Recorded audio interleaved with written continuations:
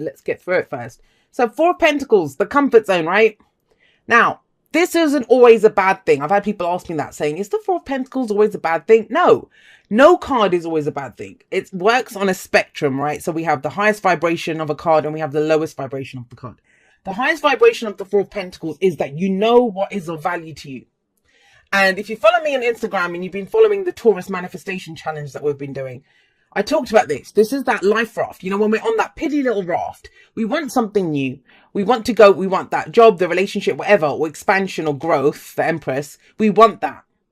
And yet we're stuck. We're afraid to let go of the raft that when we don't want to dive into the maybe shark infested waters, right?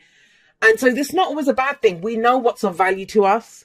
We've reached a place of stability. It might not look like much to other people, but it's all that you have. It's of value to you. And Taurus season is big on that. You know, what is of value to you? Who is of value to you? So it's holding on to what's of value to you. Sometimes that's all you can do. That's why it's the miser card. If you only had 4 gold coins or 4 pentacles lying around, you're not going to just leave them lying around. You're going to hold on to them because that's all you have. And yet, what this card says is that nothing ventured, nothing gained. If you don't risk your security or stability, or, you know, in this case of this person, she lets go of those, invests them, spends them, does something with what she has, she won't get more. She won't lose what she has. And sometimes that's all we can have. But then it's about owning that. Now, the fact that it's coming up as an underlying energy, those of you that are happy with where you are and are ready to hold on to it, then I don't feel like the rest of the message would be for you. Because it's not about that.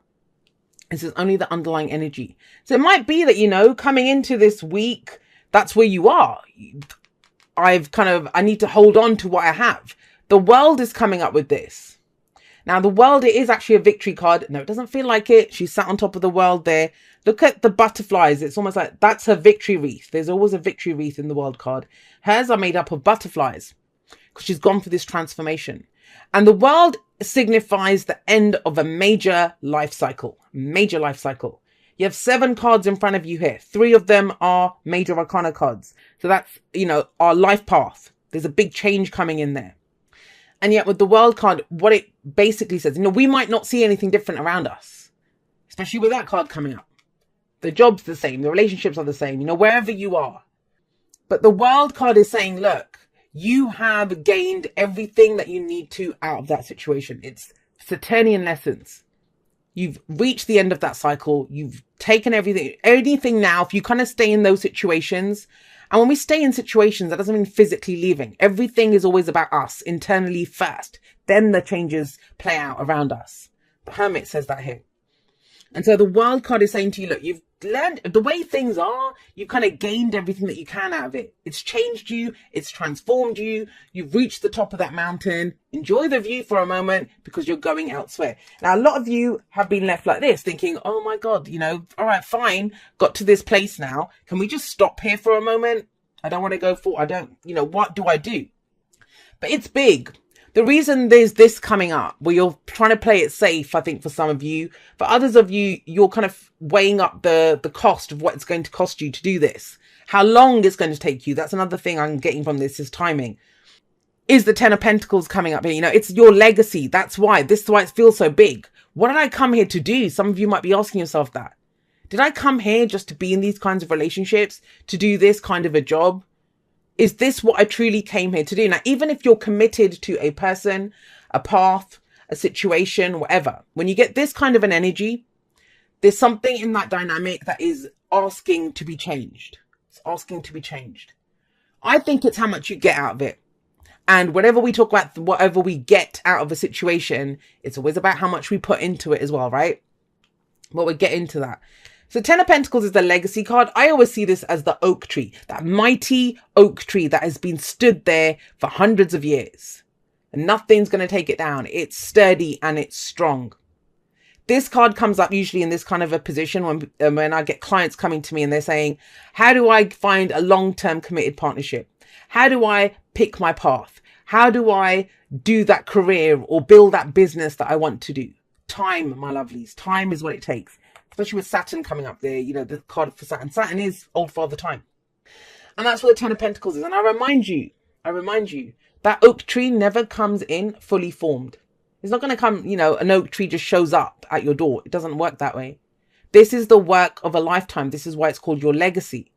It's what you commit to long term. And so there is this kind of weighing up. And I know I don't have the Two of Pentacles here, but I can almost see it or feel it. With this coming up, it's like, well, I've finally gotten to this kind of place of stability and security. Do I have enough to kind of commit to this path or this legacy? Or, some of you might be thinking, is it time now to nurture this, to grow this, to whatever it is that you're coming to? The energies can be applied to any area of your life. Now, for some of you, with the Page of Pentacles coming up as a past foundation. So, it's the past, so it's the foundation of the present. Last week, last month, last year, it doesn't matter. Page of Pentacles here means you've either put a little bit into this or you've gained a little bit back. There's been something small here. So value to you. It's giving you that foundation that you're at. But the Page of Pentacles, it's also the student. I see this as the student, the one who revises and keeps going over the same kind of texts and stuff to learn what they need to learn. But you've already learned that. The World card tells you that. You've learned everything that you need to. So literally, some of you might have been a student. I don't know, been taking evening courses or doing a degree or whatever it is that you've been doing. But because the Page of Pentacles goes over it and over it again. This is also boring. When I first started learning the tarot, and I had my own reactions to some of the cards, and I always saw the Page of Pentacles as boredom, but it was always temporary. A situation where we couldn't really progress and grow and do more because it was about studying at that time, whether it's studying life, or we didn't have a lot to put into something. It was repetition. Sustained effort in that area was going to get us what we wanted. And that's the Page of Pentacles. It's come up in the past. You've done that. You've done that. But I kind of feel like you're being directed, Gemini, to look at the bigger picture now. Like, where are you going? What was the point of doing that? Whatever little bits and pieces you've been doing or you've been going through. Because Pentacles are about our security, our stability, our support system. It's the physical. So that's our physical bodies. That's our money in the bank, investment, savings, our homes, even our relationships. Anything that gives us physical security and support. It's what we're building. But it always comes from the seed. I always see the Pentacles as the seeds as well. We plant that seed. You have that seed at least now. So what does that mean? Well, you have the Empress coming up in the present. And the Empress is about growth, abundance. The seed has been planted. She's the mother, right? We will see in this deck, you see a pregnant woman.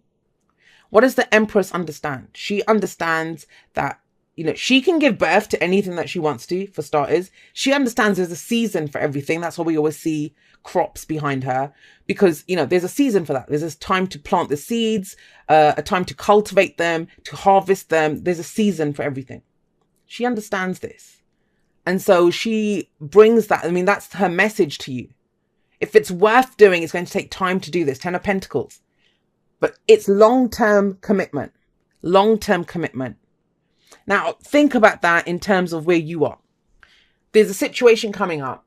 It's going to take you, to commit to this fully, that this is it. I need to kind of really, I'm going to show up every day and I'm going to do this. I'm going to grow that oak tree, but I need to nurture that plant every single day. But you've just come out of this. And so there might be a sense of, for some of you, this is a relationship. You've got the opportunity to grow a relationship now, but you might have already just come out of something serious. So it's like, am I ready to do this again? It's that kind of energy. Or, for work, this is almost like, I'm taking some time off. Maybe I'll take a gap year, and you get that offer. You get that offer of that job that you're like, what? I thought I was going to go off and travel the world or go do something. Now, it feels uncomfortable because that's the whole point of the Four of Pentacles. It pulls you out of your comfort zone. Pulls you out of your comfort zone. And yet with the Empress here, she's a master manifester. She can have anything that she wants. But she nurtures it. That's how she makes it. She gives birth to it and then she nurtures it. Same way as a mother. Every mother knows that. First, it takes you time to get pregnant. Then you have to be pregnant, grow the baby within you. Then even when you give birth to it, you must nurture and care for the baby even more. And that's kind of what this is. And that's the big question here. How committed are you to what you want to do? That'll get you out of the comfort zone. I keep saying this to people recently. There's a million reasons for why you shouldn't do something. All you need is one good reason for why you should. What is that one good reason? And it will get you out of this. It will get you out of your comfort zone. And I feel like you've gained that. It's knowledge that you've gained. The World card is saying this. there's almost a sense of the magician here, which is very easy to say to Gemini because that's the card for Mercury, right? So it kind of feels like that way for you guys, but it's almost that, you know, you have everything that you need. You have everything that you need. Little by little, you've been kind of storing it away. So you have everything that you need now to commit, but it's that question mark of, do I do it? Do I take that final step? Do I do that final push? You can. You can. But you have the Hermit coming up here. And the Hermit is a card, it's a card of self-empowerment. That's how I see the Hermit card. I know people see it as being alone, you know, taking a step back and doing all of that. But why? Why does the Hermit go off alone? Why does the Hermit go off to seek answers within?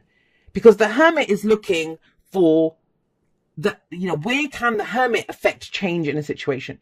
Where does the Hermit have the power to change a situation? It's the card for Virgo, so it's a card of discernment.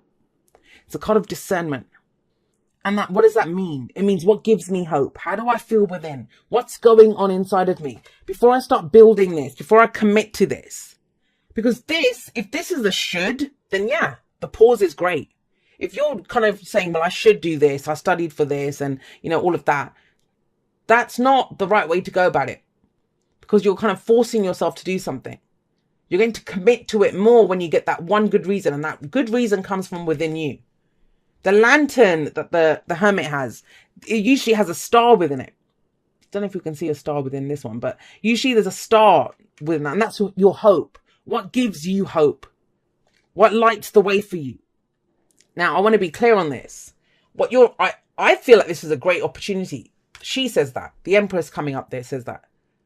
But what I will say to you is, this is masquerading itself as you looking at what's in front of you and thinking, well, I don't know if it's worth the risk. I'll just keep, you know, doing what I'm doing. But the Ten of Swords here in your advice is telling you, look, your pause is because of what happened in the past. It's the shadow of when you were betrayed in the past, or you didn't do well in the past, or it's general. You know, it's some of you, you're being very hard on yourself because you feel you messed up in the past. Ten of Swords isn't always what someone does to us, it's what we do sometimes as well. None of us are perfect, right? Or even in the fact that we're not perfect, that's what makes us perfect. We're a work in progress and a masterpiece all at the same time. And yet I want to allay your fears around the Ten of Swords because, yeah, things might have gone tits up in the past. The Ten of Swords says that. But the world says that's done. The 10 says that cycle's complete.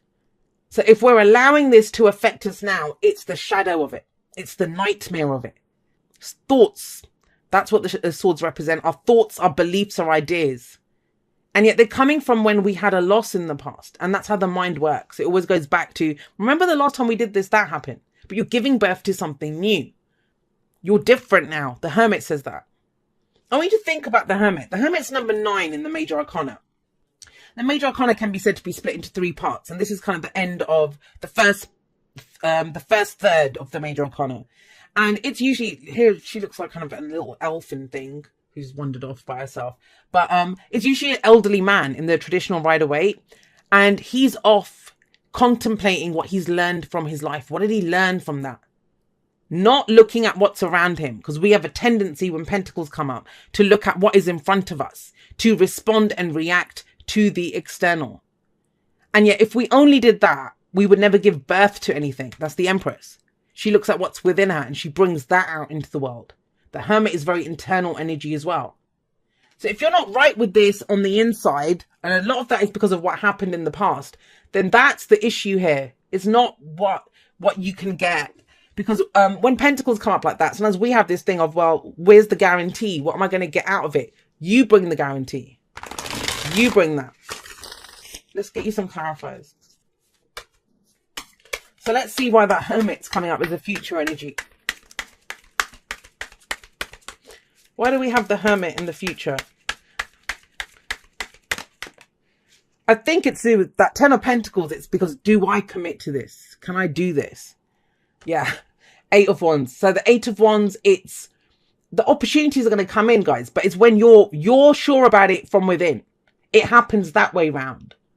Right now, some of you might be looking at around you and thinking, I don't really have anything to go with. The Hermit says you bring it into play. You bring your power to this. And then things get moving very quickly. 8 of Wands, opportunities, communication. racing ahead. I actually like this 8 of Wands rather than those arrows or the ones that we usually see flying through the air. Here we see a group of unicorns running towards us. Now I want you to imagine you're still on the pathway here, because this can be very overwhelming, the 8 of Wands. There's almost a sense of, I'm not ready for this. That's what I'm getting from this.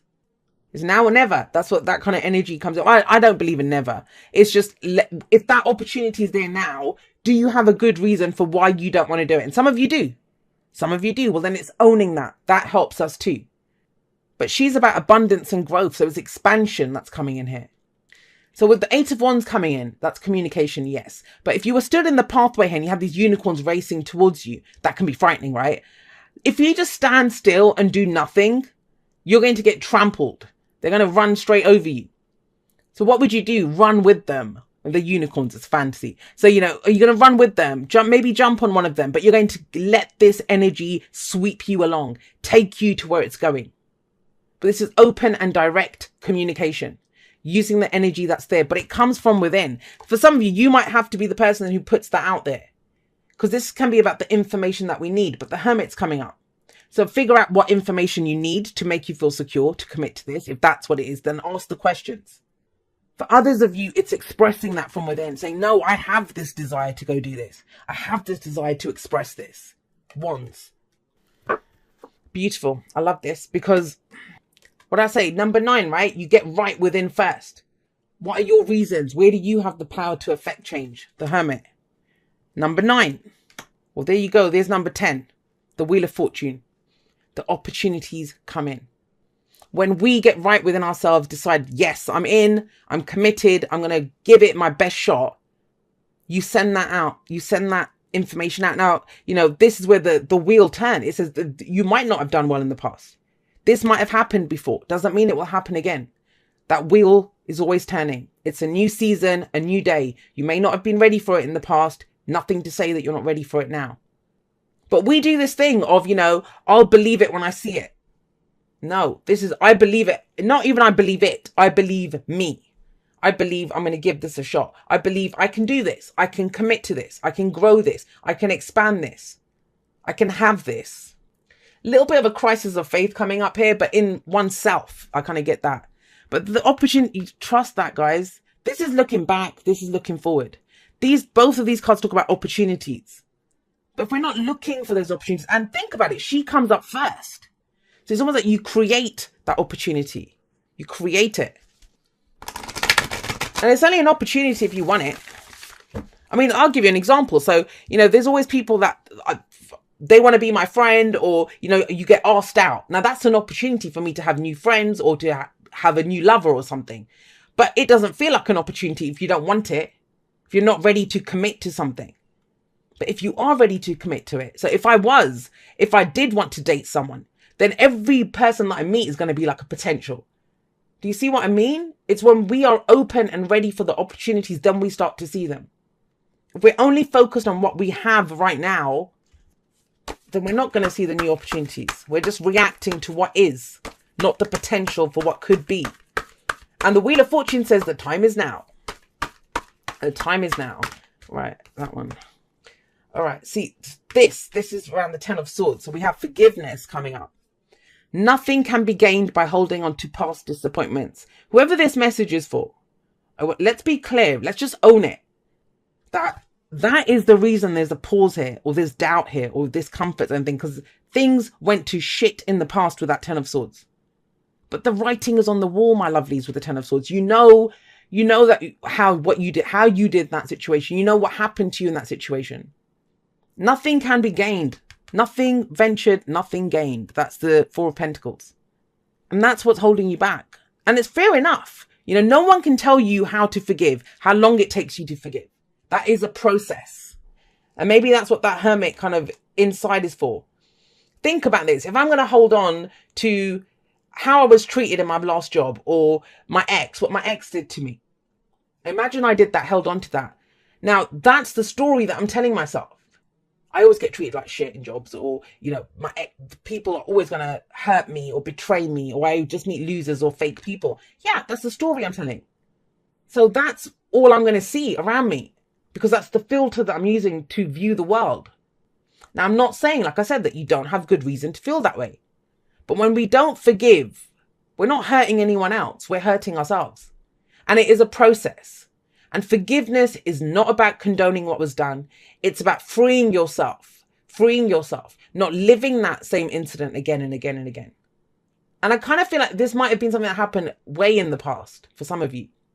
You're at a better place. Trust that. You're out of that. Whatever you were meant to gain from that, you got it. It's time for new, Empress. But it all starts from within you. She gives birth to it. He understands where he's coming from within.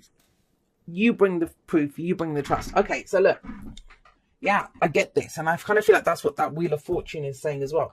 So you got a change in the wind. A change in the wind. Now we can kind of sense that something's coming in. Is that what's making you cling even tighter to what you have? Because there is change coming. Sometimes it can be, you know, we see a change in the people around us. We think, oh my God, are they going to do something or say something?